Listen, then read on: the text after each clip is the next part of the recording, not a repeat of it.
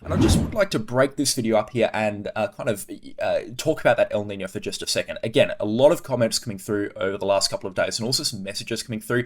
Is El Nino a weather event or a climate event? It is categorically a climate event that has an impact on the weather, but there is no direct correlation. And BOM have gone out yesterday and said that there's no direct correlation between the strength of an El Nino and the impacts that we see across Australia. They've got to line up with other factors, such as a positive Indian Ocean dipole, which we're beginning to see develop right now. That's going to exacerbate the impacts of El Nino, and sea surface temperatures, which are going to mitigate the impacts of the upcoming El Nino, because generally El Nino creates cooler waters around Australia, particularly along the eastern coast, but we're not really going to see that this year. We're actually going to see warmer waters, particularly focused around New South Wales, which should mitigate some of those impacts, especially for coastal areas of that El Nino developing. So there's no correlation between the strength of the El Nino and the impacts. It's just that general overarching points us in that direction of seeing those drier and warmer conditions, but that should be somewhat mitigated this year by those warmer sea temperatures around Australia's east.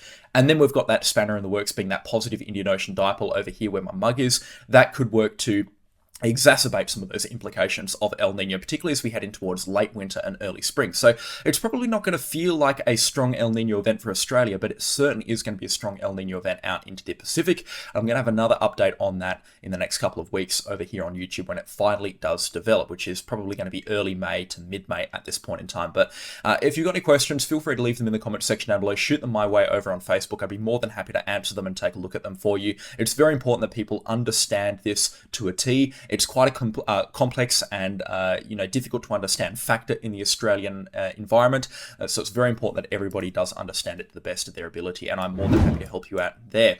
Now,